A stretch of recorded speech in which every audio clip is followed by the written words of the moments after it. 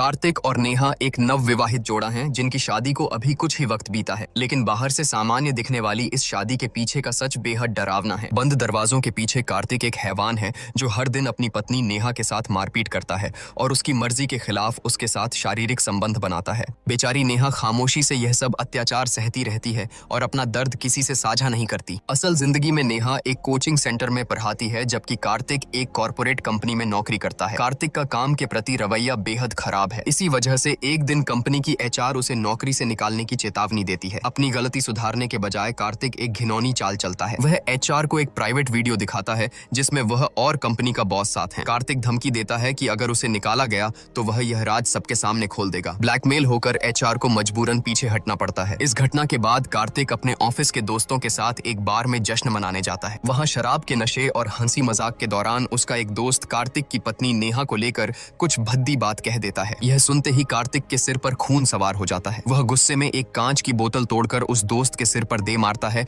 और उसे बुरी तरह पीटता है। बार में हुए इस हिंसक झगड़े के बाद कार्तिक गुस्से में भिनभिनाता हुआ घर लौटता है। घर की मेड दरवाजा खोलती है। कार्तिक अंदर आते ही चिल्लाकर नेहा को आवाज लगाता है। नेहा अपने किसी काम में व्यस्त होने के कारण उस पर ध्यान नहीं दे पाती। कार्तिक झल्लाकर उससे एस्ट्रे मांगता है, लेकिन नेहा की तरफ से कोई जवाब नहीं आता। तब कार्तिक एक खौफनाक दाम चलता है और कहता है कि अगर तुम मुझे एस्ट्रे लाकर दोगी तो आज रात मैं तुम्हें अकेला सोने दूंगा। कार्तिक के पास न जाने और अकेला सोने की बात सुनते ही नेहा तुरंत एस्ट्रे ढूंढने लगती है। उसकी यह बेताबी देखकर कार्तिक का अहंकार बुरी तरह आहत हो जाता है। उसका गुस्सा 7वें आसमान पर पहुंच जाता है। वह चीखता है कि जब उसने आवाज दी तब उसने नहीं सुनी, लेकिन उससे दूर रहने की बात पर वह तुरंत दौड़ पड़ी। वह दरिंदगी पर उतर आता है और नेहा को बेरहमी से पीटने लगता है। इसी हाथापाई के दौरान उसकी नजर नेहा के हाथ पर गुदे गौतम नाम के टैटू पर पड़ती है। यह देखकर कार्तिक का पागलपन और बढ़ जाता है और वह चीखते हुए पूछता है कि क्या वह आज भी गौतम से प्यार करती है। कार्तिक के जुल्मों से टूट चुकी नेहा के पास फर्श पर पड़े होकर आंसू बहाने के अलावा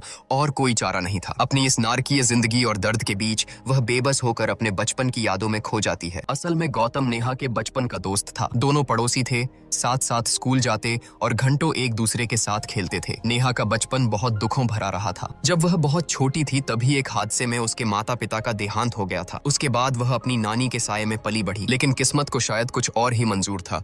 कुछ समय बाद नानी भी चल बसी। इस घटना ने मासूम नेहा को अंदर तक तोड़ कर रख दिया। नानी के निधन के बाद रिश्तेदारों ने फैसला किया कि नेहा अब गांव छोड़कर अपने मामा के साथ शहर जाकर रहेगी। यह खबर सुनकर गौतम बेहद उदास हो गया। नेहा भी अपने इकलौते दोस्त गौतम को छोड़कर शहर नहीं जाना चाहती थी, लेकिन उन दोनों बच्चों के पास हालात के आगे झुकने के अलावा कोई विकल्प नहीं था। विदाई के वक्त गौतम ने नेहा से एक वादा किया कि जब मैं बड़ा हो जाऊंगा तो तुमसे मिलने शहर जरूर आऊंगा। नेहा शहर चली गई। वे दोनों अक्सर फोन पर बातें किया करते थे, लेकिन वक्त बीतता गया और गौतम अपना वादा पूरा करने आज तक कभी शहर नहीं आया। कहानी वापस वर्तमान में लौटती है। फर्श पर पड़ी नेहा अपने उसी बचपन के दोस्त गौतम की यादों में खोई हुई थी। अगले दिन कार्तिक का क्रूर बर्ताव फिर शुरू हो जाता है। वह जबरदस्ती नेहा को अपनी कार से कोचिंग सेंटर छोड़ने ले जाता है। रास्ते में वह नेहा से सवाल करता है कि क्या उसे कभी कार्तिक से प्यार नहीं हुआ। वह ताना मारते हुए कहता है कि जो गौतम तुम्हें हमेशा के लिए छोड़कर चला गया, आखिर तुम आज भी उस इंसान से प्यार कैसे कर सकती हो। नेहा इस सवाल पर खामोश रहती है। उसकी यह चुप्पी कार्तिक के अहंकार को फिर से ठेस पहुंचाती है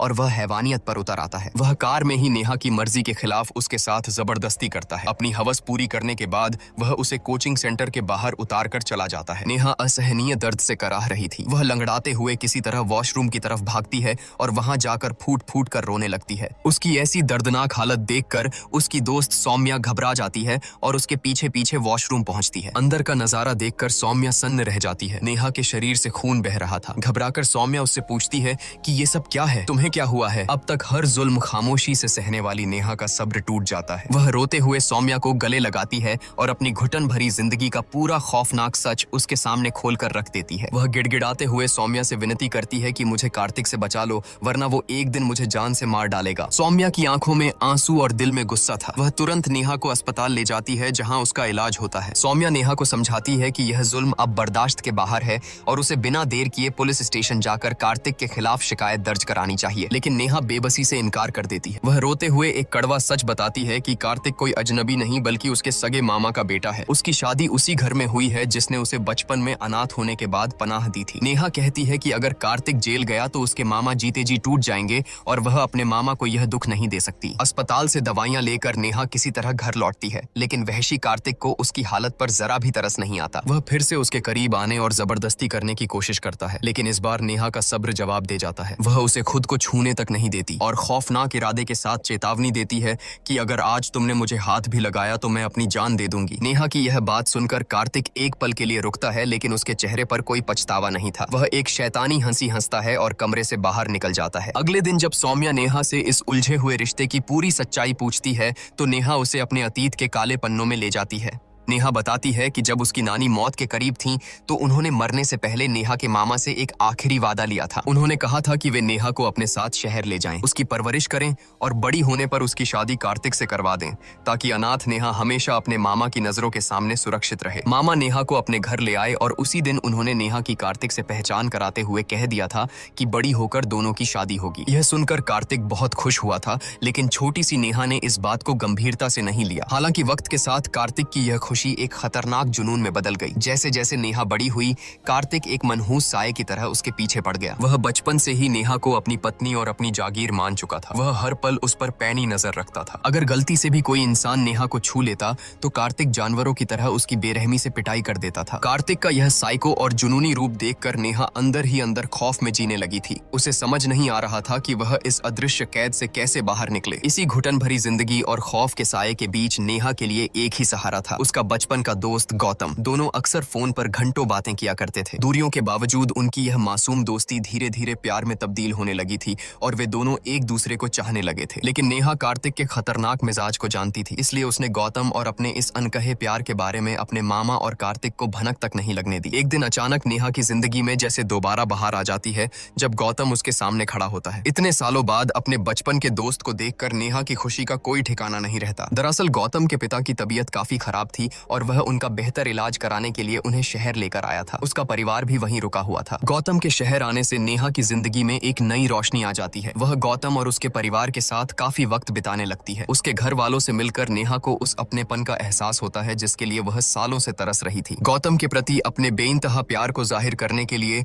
नेहा अपने हाथ पर गौतम के नाम का टैटू भी बनवा लेती है। लेकिन नेहा की यह खुशी कार्तिक को रास नहीं आती। एक दिन जब गौतम नेहा को उसके घर छोड़ने आ रहा था तो कार्तिक की नजर उन पर पड़ जाती है। जलन और गुस्से से पागल कार्तिक बीच रास्ते में ही गौतम को रोक लेता है और उस पर टूट पड़ता है। वह गौतम को बेतहाशा पीटता है। दुर्भाग्य से नेहा के मामा किसी काम से शहर से बाहर गए हुए थे, इसलिए वह चाहकर भी उन्हें गौतम या कार्तिक की इस दरिंदगी के बारे में कुछ नहीं बता पाती। इधर कार्तिक का पागलपन सारी हदें पार कर देता है। वह नेहा को डराते हुए खुली धमकी देता है कि अगर उसने चुपचाप उससे शादी नहीं की तो वह गौतम को जान से मार देगा। कार्तिक की धमकियों और गौतम की जान को खतरे में देखकर नेहा अंदर तक कांप जाती है। डर और बेबसी में आकर वह अपनी जान देने की कोशिश करती है। ऐन उसी वक्त उसके मामा वहां पहुंच जाते हैं और नेहा की हालत देखकर उनके होश उड़ जाते हैं। वह कार्तिक की मदद से नेहा को तुरंत अस्पताल ले जाते हैं। जब नेहा की हालत सुधरती है और उसे होश आता है तो उसे एक और बड़ा झटका लगता है। उसे